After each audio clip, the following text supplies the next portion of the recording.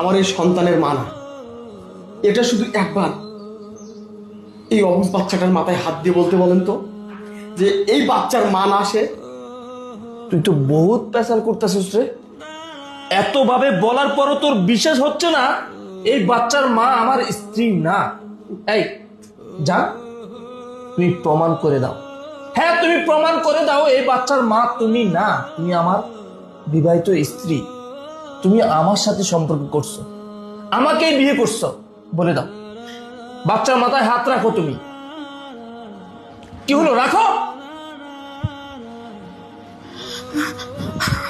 ওগো, কি ব্যাপার? তুমি আমাকে মাফ করে দাও, আমি এটা কখনো করতে পারবো না। মানে ছাড়ো তো, কি হয়েছে? আমি পারবো না এটা করতে। কেন পারবে না? আমি কিছুই বুঝলাম না, কেন পারবে না তুমি? স্যার, আমি বলতেছি কেন পারবে না।